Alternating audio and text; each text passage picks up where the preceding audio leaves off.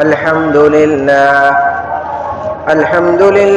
نحمده ونستعينه ونستغفره ونؤمن به ونتوكل عليه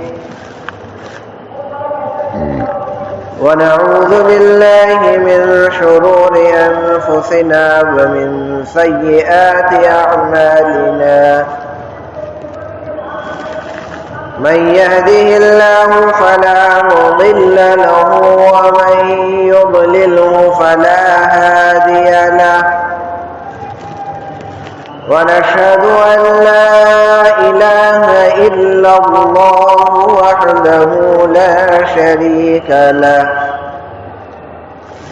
ونشهد أن سيدنا ونبينا ومولانا محمدا عبده ورسوله أرسله بالحق بشيرا ونذيرا وداعيا إلى الله بإذنه وسراجا منيرا أما بعد فأعوذ بالله من الشيطان الرجيم بسم الله الرحمن الرحيم إنا أنزلناه في ليلة القدر وما أدراك ما ليلة القدر ليلة القدر خير من 1000 شهر. وعن عثمان بن عفان رضي الله تعالى عنه قال رسول الله صلى الله عليه وسلم خيركم من تعلم القرآن وعلمه أو كما قال عليه الصلاة والسلام. رب اشرح لي صدري ويسر لي أمري واحلل عقدة من لساني يفقه قولي.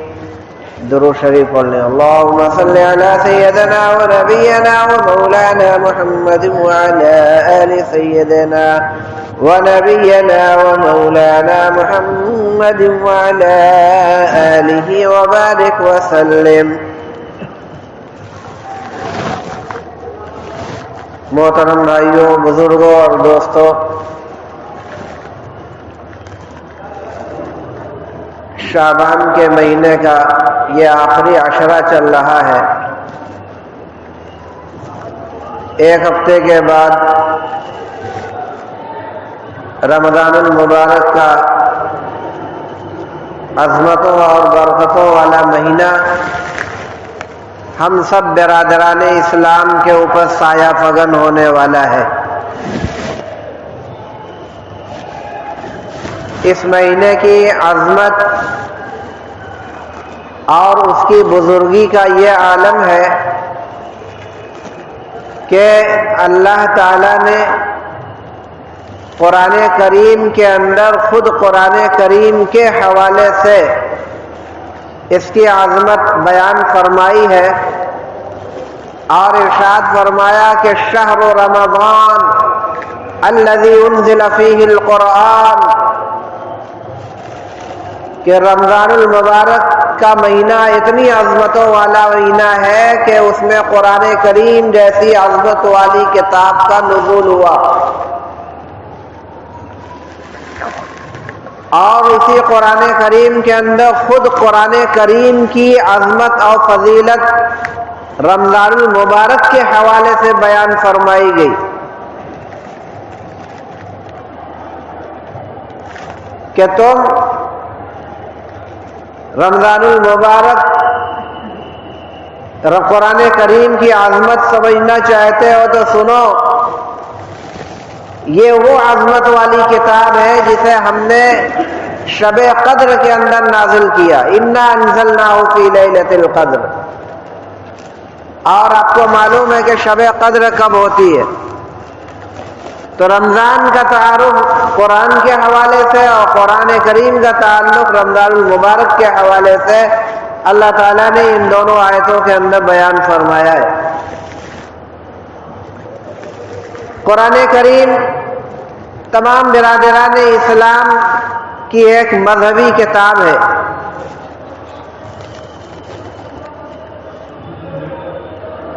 دنیا میں جتنے بھی مذاہب پائے جاتے ہیں تقریباً سب کے یہاں ان کی اپنی ایک مذہبی کتاب ہوتی ہے جس کے مطابق وہ اپنی زندگی گزارتے ہیں۔ اللہ رب العالمین نے انبیاء کرام علیہ السلام کو جب نازل فرمایا، مبعوث فرمایا، تو ان میں بہت سارے انبیاء کرام ایسے ہیں جن کے اوپر کتابیں بھی نازل فرمائی۔ توریت ہے، زبور ہے، انجیل ہے، یہ کتابیں مختلف انبیاء کرام علیہ السلام کے اوپر نازل ہوئی۔ کچھ صحیفے بھی تھے جو اللہ تعالیٰ نے حضرت ابراہیم علیہ السلام یا دیگر انبیاء کرام کے اوپر نازل فرمائے، لیکن یہ سارے صحیفے اور یہ ساری کتابیں ان کے مذہب کے ماننے والوں نے، ان انبیاء کرام کی امت والوں نے آگے چل کر ان کتابوں کے اندر اپنی طرف سے اپنی مرضی کے موافق مضامین شامل کر ڈالے، خلط ملط کر دیا، اصل عبارت کو ختم کر کے اس کی جگہ پہ اپنی مرضی کے موافق لے آئے۔ جو مضامین ان کے مرضی کے موافق تھے انہیں باقی رکھا گیا، غرض پوری کتاب گڑبڑ کر ڈالی گئی۔ آج ہم ان کتابوں کا نام تو جانتے ہیں لیکن اصلی حالت میں دنیا میں یہ کتابیں موجود نہیں۔ لیکن جب اللہ تعالیٰ نے امام الانبیاء، خاتم النبیین، سرور کونین، تاجدار دو عالم، آقا و مولا حضرت محمد الرسول اللہ صلی اللہ علیہ وسلم پر قرآن کریم نازل فرمایا تو ساتھ ہی ساتھ ایک اعلان بھی فرمایا کہ اِنَّا نَحْنُ نَزَّلْنَا الذِّكْرَ وَإِنَّا لَهُ لَحَافِظُونَ، کہ ہم ہی نے قرآن نازل کیا ہے اور ہم ہی اس کی حفاظت کرنے والے ہیں۔ یعنی ایک اعلان فرما دیا، اس بات کا انتباہ کر دیا کہ گزشتہ کتابوں کے ساتھ جو حالات ہوئے، جو معاملات ہوئے، وہ اس کتاب قرآن کریم کے ساتھ نہیں ہو پائیں گے، ہم اس کی حفاظت کی ذمہ داری لیتے ہیں۔ چنانچہ اس زمانے سے لے کر آج تک 1450 سال کا زمانہ گزرنے کے باوجود پورے قرآن کریم کے اندر ایک لفظ، ایک حرف کی بھی کسی کے اندر جرأت اور ہمت نہ ہو سکی کہ کچھ رد و بدل کر سکتا۔ الحمدللہ آج بھی اصلی حالت میں قرآن کریم موجود، اور انشاءاللہ تا قیام قیامت یہ کتاب اپنی اصلی حالت کے اندر موجود رہے گی۔ دنیا کے اندر کتنی بڑی سے بڑی بھی کوئی طاقت سامنے آ جائے اور پوری جرأت اور ہمت اس بات کی کرنے لگے کہ ہم اس کے اندر کچھ تبدیلی پیدا کر لیں، ایک دم نہیں داخل کر دیں۔ لا یاتیہ فیہ الباطل، اللہ تعالیٰ نے خود فرما دیا ہے کہ اس کے اندر باطل اور غیر متعلق غلط چیزیں اس کے اندر داخل ہو ہی نہیں سکتی۔ اور اس کے ساتھ ساتھ اللہ تعالیٰ نے اسی قرآن کریم کی عظمت، اس کے جاہ و جلال کا ذکر کرتے ہوئے بیان فرمایا کہ لو انزلنا هذا القرآن على جبل لرأيته خاشعا متصدعا من خشية الله، کہ یہ قرآن کریم کے جاہ و جلال، اس کی عظمت شان کا یہ عالم ہے کہ اگر اس قرآن کریم کو کسی پہاڑ کے اوپر بھی نازل کیا جاتا تو وہ پہاڑ اس کی عظمت اور جاہ و جلال کے بوجھ کو برداشت نہ کر پاتا، اور وہ پہاڑ بالکل ریزہ ریزہ چکنا چور ہو جاتا۔ یہ حال ہے قرآن کریم کی عظمت اور اس کی جاو جلال کا۔ لیکن اسی قرآن کریم کے تعلق سے اللہ تعالیٰ نے دوسری آیت کے اندر بیان فرمایا کہ وَلَقَدْ يَسَّرْنَا الْقُرْآنَ لِلذِّكْرِ فَهَلْ مِن مُدَّكِرٍ، کہ ہم نے قرآن کریم کو آسان کر دیا۔ ہم نے قرآن کریم کو آسان کر دیا، واقعتاً قرآن کریم آسان ہے۔ جس کا جیتا جاگتا ثبوت ہر روز ہم دیکھا کرتے، پوری دنیا کے اندر اس کا جیتا جاگتا ثبوت موجود، کہ ننھی سی عمر ہے، 6 سال 7 سال کی عمر ہے، اور اس عمر کو پہنچتے پہنچتے وہ بچہ ناظرہ قرآن کریم مکمل کر لیتا ہے، پڑھ لیتا ہے، اور اس قرآن کریم کو اس کے سامنے رکھ دو اور اسے کہو، جہاں سے کہو وہ بچہ قرآن کریم پڑھنے لگتا ہے۔ یہی نہیں، اور آگے بڑھتی ہے عمر اس کی، اور 8 سال 9 سال کی عمر تک پہنچتے پہنچتے ایسے بھی ریکارڈ موجود ہیں کہ 8 سال 9 سال کی عمر میں پہنچتے پہنچتے وہ بچہ حافظ قرآن ہو جاتا ہے۔ کیا یہ قرآن کریم کا جیتا جاگتا اور زندہ معجزہ نہیں ہے؟ یقیناً یہ اللہ رب العالمین کی طرف سے پیدا کیا ہوا ایک کرشمہ ہے، اور یہ اس کی امتیازی حیثیت ہے، اور ہمیں اس بات کا فخر ہے کہ دنیا کے اندر کوئی بھی مذہبی کتاب ایسی نہیں ہے جس کو ماننے والے اس بات کا دعویٰ کر دیں کہ ہم اپنی مذہبی کتاب کے حافظ ہیں۔ حافظ ہونا تو بہت دور کی بات، وہ دیکھ کر اپنی مذہبی کتاب پڑھ لی یہی بہت بڑی بات ہے، کیونکہ ہم دیکھتے ہیں کہ ان کتابوں کے پڑھنے والے عموماً وہی لوگ ہوتے ہیں جو ان کے مذہبی رہنما کہلاتے ہیں۔ عام آدمی تک تو ان کی مذہبی کتابوں تک رسائی اور پہنچ بھی نہیں ہوا کرتی، وہ کیا جانے کہ ہماری مذہبی کتاب میں کیا لکھا ہے کیا نہیں لکھا ہے۔ ان کے مذہبی رہنما دھرم گرو جو پڑھ کر بتلا دیں گے وہی انہیں سمجھ میں آیا کہ ہماری مذہبی کتاب میں یہ لکھا ہے، اور وہ بھی ایمانداری اور دیانتداری کی بنیاد پر اگر وہ کہیں تب سمجھ میں آئے گا، ورنہ ان کی مرضی، اپنی مذہبی کتاب کے مفہوم کو مطلب کو جیسے چاہے ویسے بیان کریں۔ بہرحال یہ قرآن کریم کا امتیاز ہے کہ ننھی سے عمر اور بچہ حافظ قرآن، ذالک فضل اللہ یؤتیہ من یشاء، اللہ کا فضل ہے، یہ ہر ایک کو نہیں ملتا۔ اور یہ قرآن کریم جو ہمیں نازل امت محمدیہ کو یہ قرآن کریم جو عطا کیا گیا، کیوں عطا کیا گیا؟ صرف اس لیے نہیں کہ ہم فخر کے ساتھ قرآن کریم کو دیکھیں، 4 آدمی سے بیان کریں، فخریہ بیان کریں کہ ہمارے مذہب کی یہ ہماری مذہبی کتاب ہے۔ قرآن کریم کے نازل ہونے کے مقاصد کیا ہے اس کو بھی ہمیں سمجھنا ہوگا۔ بحیثیت ایک مسلمان قرآن کریم سے کیا تعلق اور کیا لگاؤ ہونا چاہیے، اور اس تعلق سے ہمارے اوپر کون سی ذمہ داریاں عائد ہوتی ہیں، ان سب چیزوں کو بھی جاننا اور سمجھنا یہ ہماری ذمہ داری ہے۔ سب سے پہلی بات تو یہ ہے کہ قرآن کریم کو سیکھا جائے، سکھایا جائے۔ ظاہر ہے کہ جب تک ہم قرآن کریم کو سیکھیں گے نہیں تب تک ہم کیسے سمجھ پائیں گے کہ اس کتاب کے اندر کیا ہے کیا نہیں ہے اور اس کے آنے کا مقصد کیا ہے۔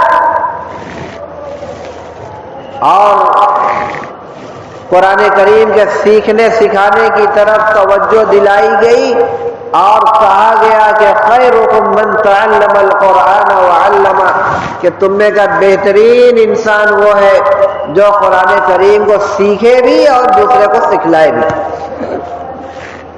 دونوں اپنی جگہ اہمیت کی بات ہے۔ اور سیکھ لیا، سکھلا لیا، پڑھ لیا، ناظرہ قرآن کریم مکمل ہو گیا، اب اس کے بعد مزید کچھ ذمہ داریاں عائد ہوتی ہیں۔ ایک ذمہ داری تو یہ عائد ہوتی ہے کہ ہم اپنی مذہبی کتاب کو سمجھیں، اس کے مضامین کیا ہیں، قرآن ہم سے کیا چاہتا ہے، اور قرآن کریم کے ذریعے سے ہمیں اللہ نے کیا پیغام دیا ہے، اس کا جاننا بھی ضروری ہے۔ اس کے لیے ضروری یہ ہے کہ آدمی قرآن کریم کے ترجمے کو پڑھے، مستند تفسیروں کا مطالعہ کرے، مستند اور جید اور صحیح العقیدہ جو علماء دین ہے ان کی لکھی ہوئی تفسیروں کو، کتابوں کو پڑھے، ان کا مطالعہ کرے اور سمجھے، جاننے کی کوشش کرے کہ یہ قرآن ہم سے کیا چاہتا ہے۔ اور جب جان لیا جاوے تو قرآن کریم کے احکام کے مطابق اپنی زندگی بھی بسر کی جاوے، کیونکہ ہم قرآن پڑھیں، قرآن کے مفہوم کو سمجھیں، لیکن اس کے پیغام کو گلے نہ لگائیں، احکام کو قبول نہ کریں، تو پھر کوئی بات تو نہیں ہوئی۔ ہمیں قرآن کریم کے احکام پر عمل کرنا ہوگا۔ دوسری بات یہ کہ قرآن کریم کی تلاوت کرنے کا معمول ہمارے زندگیوں کے اندر ہونا چاہیے۔ جہاں سیکھنے کی تلقین کی گئی ہے، سکھانے کی تلقین کی گئی ہے، قرآن کے احکام کو معلوم کرنے کی، اس کے پیغام کو معلوم کرنے کی، اس کے ساتھ ساتھ اس بات کی بھی تاکید کی گئی ہے کہ قرآن کریم کی تلاوت بھی کرو۔ یہ نہیں کہ پڑھ لیا، اب پڑھ کر رکھ دیا، اب اس کے بعد پھر کوئی تعلق لگاؤ باقی نہیں رکھا، الا ماشاءاللہ کسی خاص موقع پر نہیں، کسی خاص موقع پر ہم قرآن کریم کو ہاتھ میں لیں اور تھوڑا بہت پڑھ لیں، روزانہ پڑھنے کی چیز ہے۔ قرآن کریم کی تلاوت کے جو فائدے ہیں وہ آخرت کے اعتبار سے بھی ہیں اور دنیا کے اعتبار سے بھی۔ آخرت کے اعتبار سے تو یہ ہے کہ ایک ایک حرف کے بدلے 10 نیکیاں نامہ اعمال کے اندر لکھی جاتی، جیسا کہ احادیث کے اندر واضح طور پر آیا کہ ایک ایک حرف کے بدلے 10 نیکی، اور اتنی وضاحت کے ساتھ حدیث میں یہ کہہ دیا گیا کہ الف لام میم مثال کے طور پر یہ ایک حرف نہیں بلکہ الف 1 حرف، لام 2 حرف، میم 3 حرف، اس طریقے سے 30 نیکیوں کا آدمی مستحق ہو گیا۔ لیکن اللہ کے خزانے میں کسی چیز کی کمی نہیں ہے، ایک حرف کے بدلے 10 کے بجائے 100 اور 1000 نیکیاں بھی اللہ تعالیٰ دے سکتے ہیں۔ اللہ کے خزانے میں کوئی کمی نہیں آئے گی، بشرطے کہ ہم ویسے ہی لینے لائق بنے۔ تو ایک تو یہ ہے کہ قرآن کریم تلاوت اس کی جائے، اس کے جو آخرت کے اعتبار سے فوائد ہیں وہ ایک ایک حرف کے بدلے 10 ہیں، دنیاوی اعتبار سے بھی اس کے فوائد ہیں۔ یہ قرآن ہمارے لیے شفا ہے، اس کے اندر اتنی برکتیں نازل کی گئی، اتنی برکتیں اس کے ساتھ وابستہ ہیں کہ اگر آدمی شفا حاصل کرنے کی غرض سے قرآن کریم سے تعلق اور لگاؤ کے تلاوت کا اہتمام رکھے تو انشاءاللہ اس کے لیے شفا بھی ملے گی، اسے شفا بھی حاصل ہوگی، جیسا کہ اللہ رب العزت نے خود ہی ارشاد فرمایا وَنُنَزِّلُ مِنَ الْقُرْآنِ مَا هُوَ شِفَاءٌ وَرَحْمَةٌ لِّلْمُؤْمِنِينَ، مومن کے لیے شفا بھی ہے اور یہ رحمت بھی،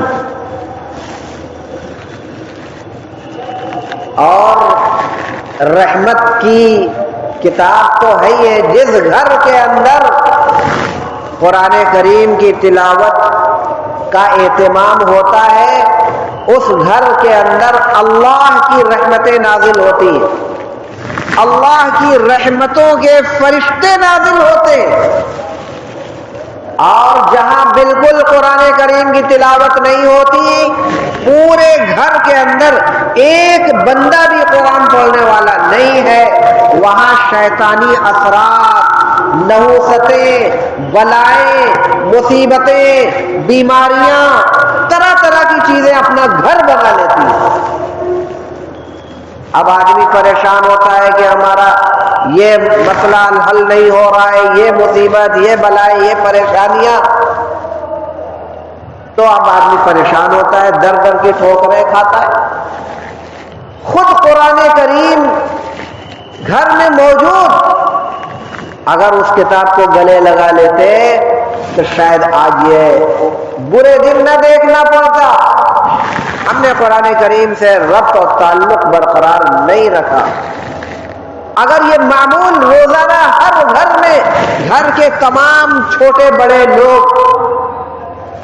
بنا لیں تو دیکھیے کیسی رحمتیں نازل ہوتی۔ افسوس کے ساتھ کہنا پڑ رہا ہے کہ ایک زمانہ تھا ہم لوگوں کا جب بچپن گزرا، گھر گھر سے تلاوت قرآن کی آواز آیا کرتی تھی۔ آج جتنے 80 سال 90 سال کے لوگ ہیں اس بات کی گواہی دیں گے، یقیناً ہم لوگوں کے زمانے میں بچپن میں گھروں سے عورتوں کی، مردوں کی تلاوت قرآن کریم کی آوازیں آیا کرتی تھی، گھر گھر یہی معمول تھا۔ لیکن آج کام ترس رہے ہیں اس طریقے کی روحانی اور میٹھی قرآن کریم کی آواز کو سننے کے لیے، کوئی پڑھنے والا نہیں الا ماشاء اللہ۔ میرے دوستوں بزرگوں، قرآن کریم سے ربط اور تعلق ہونے کا ایک تقاضا یہ بھی ہے کہ ہم اس کی تلاوت کا اہتمام کریں۔ ایک پارا نہ صحیح آدھا ہی پارا پڑھ لیں، پون پارا پڑھ لیں، چوتھائی پڑھ لیں، 2-3 صفحہ بھی پڑھ لیں، تب بھی برکت حاصل کرنے کے لیے کافی ہے۔ کچھ لوگ کہتے ہیں کہ بھائی ہم نے قرآن تو پڑھا نہیں، کیسے ہم پڑھیں؟ ٹھیک ہے، تلاوت کا یہ مطلب نہیں ہے کہ قرآن کریم آگے رکھ کر باقاعدہ دیکھ کر پڑھو تبھی تلاوت مانی جاؤ۔ مسلمان ہو کم سے کم سورہ فاتحہ تو یاد ہوگی نہیں، وہی پڑھ لو 10-15 مرتبہ، وہی پڑھ لو۔ نماز پڑھتے ہو، چھوٹی چھوٹی کوئی صورتیں تو یاد ہوگی، وہی تو نماز میں پڑھتے ہو۔ قل اللہ انا اعطینا ولا تبت یدا، کون مسلمان ہے جسے یہ بھی یاد نہ ہو؟ وہی پڑھ لو۔ تلاوت کی نیت سے باادب قبلہ کی طرف رخ کر کے باوضو بیٹھ کر وہی پڑھ لو، برکت حاصل کرنے کے لیے وہی کافی۔ کچھ تو کرو، آدمی کرے کچھ نہ، اب بیٹھے بیٹھائے چاہے کہ گھر میں برکتوں کا نزول نہیں، کچھ تو کرنا پڑے گا۔ ضرورت ہمیں ہے، اللہ ہمارا محتاج نہیں ہے۔ برکتیں اور فوائد حاصل کرنے ہوں گے تو کچھ نہ کچھ تو بھائی کرنا پڑے گا۔ قرآن کریم کے ساتھ تعلق کا ایک تقاضا یہ بھی ہے کہ قرآن کریم کا ادب اور احترام کیا جائے۔ مجھے افسوس کے ساتھ کہنا پڑ رہا ہے کہ رمضان المبارک کا مہینہ جس کا ایک گہرا ربط اور تعلق ہے قرآن کریم سے، لیکن قرآن کریم کی سب سے زیادہ بے حرمتی اور بے ادبی پورے سال کے جس مہینے میں کی جاتی ہے وہ ہے رمضان المبارک کا مہینہ۔ جتنی زیادہ بے ادبی اور بے حرمتی قرآن کریم کی رمضان المبارک کے مہینے میں ہوتی ہے اتنی سال کے 11 مہینے میں نہیں ہوتی۔ یہ پوری گارنٹی اور چیلنج کے ساتھ میں آپ سے کہہ رہا ہوں۔ آپ دیکھ لیجیے، حالات کے اوپر ایک نگاہ دوڑائیے، جائزہ لیجیے، رمضان المبارک میں قرآن کریم کی کس طریقے سے بے ادبی اور بے حرمتی ہوتی ہے۔ سب سے پہلے تو تراویح کے ذریعے بے حرمتی اور بے ادبی ہوتی ہے۔ قرآن کریم سے متعلق ہمیں یہ کہا گیا کہ قرآن کریم کو ٹھہر ٹھہر کر اطمینان سے پڑھو، لیکن ہم صاحب کیا کرتے ہیں، ہر آدمی کو تو جلدی پڑی رہتی ہے، جتنا جلدی ہو سکے تراویح کے ذریعے گویا ایک بوجھ سا ہوتا ہے، جلدی سے اس کو ہلکا کر لو اپنے آپ کو۔ 5-5 6-6 پارے جہاں یہاں پڑھے جاتے ہیں، وہاں جا کر آپ اچھی طرح جائزہ لے سکتے ہیں کہ وہ امام صاحب کیا پڑھاتے ہیں اور پیچھے سننے والے لوگ کیا سنتے ہیں۔ آپ جا کر خود اندازہ لگا دیں کئے حرف ان کو سمجھ میں آتا ہے۔ نہ اس میں حروف کی صحیح ادائیگی ہوتی ہے، نہ ترتیل و تجوید کی رعایت ہوتی ہے، بس بالکل تیزی کے ساتھ پڑھتے ہوئے نکل گئے۔ پچھلی صف کے اندر کھڑے ہوئے لوگوں کو کان دھیان لگانے کے باوجود نہیں سمجھ میں آتا کہ حافظ صاحب نے کیا پڑھا۔ یہ قرآن کریم کے ساتھ کھلواڑ ہے۔ اور یہ تو میں 5 پارے کی بات نہیں، جن جن جگہوں پر 3 دن کا ختم ہوتا ہے وہاں پر جا کر دیکھ لو کیا کیا ہوتا ہے۔ کچھ جگہیں بنارس کے اندر ایسی ہیں جو وہ بتلاتے ہیں کہ ہماری مجبوری ہے، اللہ بہتر جانے ان کی کون سی مجبوری ہے کہ وہ 3 دن میں ان کو ختم کرنا ہی کرنا ہے۔ چلو مان لو تھوڑی دیر کے لیے مان بھی لیا کہ تمہاری مجبوری ہے، تو یہ تو مجبوری نہیں ہے کہ ایک دن میں 28 پارہ پڑھو، یہ بھی مجبوری ہے، اور اگلے دن 1.5 پارہ پڑھ لو اور تیسرے دن 2.25 پارہ پڑھ کے ختم کر دو، یہ بھی مجبوری ہے۔ 10 پارہ بھی تو پڑھ سکتے ہیں، کچھ تو غنیمت ہوگا۔ اور جہاں جہاں یہ ہوتا ہے وہاں جا کر دیکھو وہ تراویح نہیں، میلہ تماشا وہاں بنا رہتا ہے۔ امام صاحب جیسے تیسے بھی پڑھاتے ہو، پڑھا رہے پیچھے کوئی چائے پی رہا ہے، کوئی بیڑی پی رہا ہے، کوئی پان کھائے ہوئے ہے، پان کھا کھا کر نیت باندھے ہوئے لوگ، ایسا بھی دیکھنے والے اور محسوس کرنے والے موجود ہیں۔ منہ میں پان موجود ہے اور نیت بندھی ہوئی ہے، پڑھ رہے ہیں۔ یہ کھیل تماشا نہیں تو کیا ہے؟ کون سی مجبوری ہے کہ اس طریقے سے جا کر وہاں پہ کرو؟ اور قرآن کریم کے ساتھ اس طریقے کی بے حرمتی جب رمضان المبارک کے اندر ہوگی تو قرآن کریم کی جو برکات ہے، اس کے نورانی اثرات ہیں، وہ کہاں آئیں گے؟ اور پھر مسجد کے جہاں جہاں 3 دن، جہاں جہاں 5-5 پارے 6-6 پارے کا مصلیان جو ہیں وہ ذمہ دار ہیں، وہ مجرم ہیں۔ ایک حافظ صاحب ہیں، وہ چاہتے ہیں کہ ہم ٹھہر ٹھہر کر اطمینان سے پڑھیں، لیکن مصلیان ان کو پریشان کرتے ہیں، نہیں اتنا زیادہ اتنے دن تک نہیں پڑھنا ہے، 3 دن تک ہمیں 10 دن تک ہمیں کاروبار۔ اچھا، پورے انڈیا کے اندر صرف تمہیں کو کاروبار کرنا ہے، باقی اتنے بڑے بڑے کاروباری شہر جہاں 1.5 پارہ تراویح کا عام طور سے معمول ہے، وہ کاروبار نہیں کرتے۔ صرف تمہیں کو ایک کاروبار کرنا ہے کہ بس کسی طریقے سے بوجھا ہلکا کرو، 8 دن 5 دن 6 دن کے اندر، بس اس کے بعد بھی تو تراویح پڑھنی ہے۔ لیکن نہیں صاحب، مصلیان بھی اس جرم کے اندر برابر کا شریک ہے جو اپنے حافظ امام کو اس بات کی تاکید کرتے ہیں اور دباؤ ڈالتے ہیں کہ نہیں نہیں نہیں 5 پارہ پڑھنا ہے آپ کو، 1.5 پارہ 2 پارہ نہیں پڑھنا ہے، وہ مجرم ہے، اللہ کے ان کی پکڑ ہوگی۔ ایسے حافظوں کو بھی چاہیے کہ ان کی بات کو نہ مانے اور ایسی جگہ پڑھنے کے لیے گئے جہاں پہ کما حقہ قرآن کریم کی تراویح کی ادائیگی کا اہتمام ہو۔ ایسی جگہوں کو چھوڑ دینا، کیونکہ وہ تو مجرم ہو رہی ہے، اس کے ساتھ ساتھ آپ کی بھی پکڑ ہوگی کہ اس غلط کام کے اندر آپ نے ان کی بات کیوں مانی۔ ایک طرف اللہ کا حکم ہے وَرَتِّلِ الْقُرْآنَ تَرْتِیلًا، اور دوسری طرف مصلیان مسجد کا حکم ہے۔ آپ کس کو مانو گے؟ جس کو ماننا ہے مان لو، نتیجہ سب کھل کر سامنے آ جائے گا اللہ تعالیٰ کے۔ اور بہت سے حافظ قرآن جن کی اتنے فضائل احادیث کے اندر بتلائے گئے، حافظ قرآن کا اتنا مقام و مرتبہ کہ ایک ایک حافظ کے لیے بشارت ہے کہ 10 ایسے لوگوں کو اپنے ساتھ لے کر جنت کے اندر جائیں گے جن کے لیے جہنم کا فیصلہ ہو چکا رہے گا۔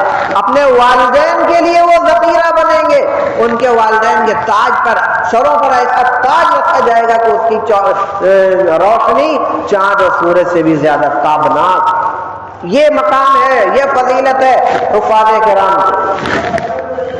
لیکن انہی حفاظ کرام میں ایسے لوگ ہیں جنہوں نے اپنے آپ کو نہیں پہچانا، اپنے چہرے کی حفاظت نہیں کیا۔ مسئلہ معلوم ہے کہ داڑھی منڈے کے پیچھے نماز صحیح نہیں ہے، کون نہیں جانتا؟ عام طور سے یہ کوئی ایسی بات نہیں ہے جس کو کوئی نہ جانتا ہو کہ داڑھی منڈے کے پیچھے نماز نہیں ہے، پڑھے گا تو مکروہ تحریمی۔ لیکن حافظ صاحب سال بھر سفاچٹ داڑھی کراتے رہے، اور جب رمضان المبارک کا مہینہ آیا تو رمضان کے احترام میں ہفتہ 10 دن پہلے داڑھی مڑانے پر روک لگا دی، تاکہ اب اس مہینے تھوڑا سا چہرے پر ہلکا پھلکا لگنے لگے کہ ہاں امام صاحب کو داڑھی ہے۔ یہ کس کو دھوکہ دے رہے ہو؟ قرآن کریم سینے کے اندر موجود، اور سمجھتے ہو کہ ہم اس طریقے سے دھوکہ دے کر اللہ کی پکڑ سے ہم بچ جائیں گے؟ نہیں، بالکل پکڑ نہیں، بچت نہیں ہوگی، ہر حال میں پکڑ ہونی ہے، چاہے داڑھی منڈانے والے ہوں اور چاہے شرعی مقدار سے کم داڑھی رکھنے والے ہوں۔ مڈاتے تو نہیں لیکن ترکواتے رہتے چاروں طرف سے، بالکل چھوٹی چھوٹی داڑھی رکھے ہوئے حافظ قرآن مصلی پر امامت کر رہے ہیں۔ تو ایسا نہیں کہ تراویح کے لیے امامت کا مسئلہ الگ ہے اور 5 وقتہ نماز کے لیے امامت کا مسئلہ الگ ہے، ایسا نہیں ہے۔ وہی امام اگر 5 وقتہ نماز کی امامت کرے تو 4 آدمی انگلی اٹھائیں گے، ارے داڑھی کٹواتے اور نماز پڑھا دیا۔ لیکن وہی امام جب تراویح کی امامت کرے، واہ واہ واہ واہ، بہت اچھا، ایک آدمی بھی اعتراض کرنے والا نہیں۔ تو یہ قرآن کریم کی بے حرمتی ہے یا نہیں؟ بے ادبی ہے یا نہیں؟ یقیناً اپنی نماز بھی خراب کر رہے ہو اور قرآن کریم کے ساتھ اس طریقے کا ناروا سلوک، یہ قطعی اس کی اجازت نہیں دی جا سکتی۔ یہاں پہ جتنے لوگ موجود ہیں وہ اچھی طریقے سے اس بات کو لے کے میرے اس پیغام کو لے کر اپنے اپنے علاقوں میں جائیں، اپنی مسجدوں میں چیک کریں امام لوگوں سے کہ ان کی شرعی داڑھی ہے کہ نہیں۔ شرعی داڑھی ہے، مصلی پر بیٹھنے کی اجازت دی جائے، اور نہیں تو فوراً کہہ دیا جائے بھائی حافظ صاحب آپ امامت کے لائق نہیں ہیں۔ ظاہری طور پر تو کم سے کم اتنا لحاظ کرنا ہوگا، اس کے ساتھ ساتھ یہ بھی دیکھا جائے کہ وہ حافظ قرآن تو ہے لیکن کبھی نماز بھی اس کی زندگی میں ہے کہ نہیں ہے۔ ایسے سینکڑوں حافظ قرآن ہماری نگاہوں کے اندر موجود ہیں، ہمارے ذہن دل دماغ میں بسے ہوئے ہیں جو حافظ قرآن ہے، لیکن سوائے جمعہ کے ایک نماز بھی ان کی زندگی میں شامل نہیں اور ہیں حافظ قرآن۔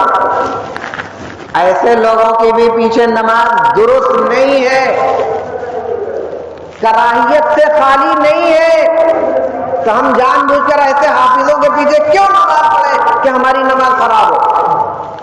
اتنی محنت سے ہم 2 گھنٹہ 2.5 گھنٹہ ہم نماز پڑھیں تراویح اور وقت اپنا لگاویں، محنت لگاویں، اور اس کے عوض میں ہمیں خراب نماز کا ثواب ملے، ہماری نماز مکروہ ہو، تو اس سے زیادہ نقصان کا سودا اور کوئی ہو سکتا ہے؟ محنت کر رہے ہیں، وقت لگا رہے ہیں، اور نتیجے میں ہماری نماز مکروہ ہمیں مل رہی ہے۔ تو ان سب باریکیوں کو سمجھو اور اس طرح کی غلطیوں اور گڑبڑیوں کو ختم کرو۔ ایک اور بے ادبی قرآن کریم میں شبینہ کے ذریعے ہوتی ہے۔ شبینہ بذات خود کوئی ناجائز اور حرام چیز نہیں ہے، کرو، شبینہ کرانا ہے کرو، اس کی کوئی ہم روک نہیں لگاتے، لیکن جو ڈھنگ ہے، جو طریقہ، اس طریقے سے دیکھو۔ قرآن کریم کے بارے میں اس کے ادب اور احترام کا ایک تقاضا یہ ہے کہ جب قرآن کریم پڑھا جائے تو کان لگا کر سنو، شور ہنگامہ مت کرو، اللہ تعالیٰ نے خود فرمایا وَإِذَا قُرِئَ الْقُرْآنُ فَاسْتَمِعُوا لَهُ وَأَنصِتُوا لَعَلَّكُمْ تُرْحَمُونَ کہ جب قرآن پڑھا جائے تو غور سے سنو، کان لگا کر سنو تاکہ تم پر رحم کیا جائے۔ اب کبینہ کرنا ہے تو کرو، ایسے اسپیکر وغیرہ لگانا کوئی ضروری نہیں۔ جس حال کے اندر، جس کمرے کے اندر پڑھ رہے ہو وہاں پہ اگر ضرورت محسوس ہو چھوٹا موٹا ہارن لگا دو کہ اس کی آواز وہیں کے اندر محدود ہے، باہر گلیوں پر چوراہوں پر نہ جائے۔ اب کیا ہوتا ہے صاحب، بڑے بڑے ہارن چوراہوں پر لگائے گئے ہیں، گلی کے ناکے پر لگائے، موڑ پر لگائے گئے، ایک آدمی بھی سننے والا نہیں ہے۔ ظاہر سی بات ہے کہ مارکیٹ ہے، بازار ہے، وہ اپنے کام دھندے میں مصروف ہے، یہ کون ان کو سنتا رہے گا؟ برابر سنتے ہی رہیں گے تو اپنی دکانداری کیسے چلائیں گے؟ تو یہ کام شور ہنگامہ بھی ہو رہا ہے، قرآن پڑھنے والا پڑھ رہا ہے، ایک آدمی سننے، یہ بے ادبی ہے کہ نہیں؟ خود اپنے دل سے ہاتھ رکھ کے پوچھ لو، اور گواہی دل دیتا ہے کہ نہیں کہ ہاں یہ بے ادبی ہے۔ اس کے علاوہ قرآن کریم کے اندر 14 آیتیں ایسی ہیں جن کو پڑھنے کے بعد اور سننے کے بعد سجدہ واجب ہو جاتا ہے۔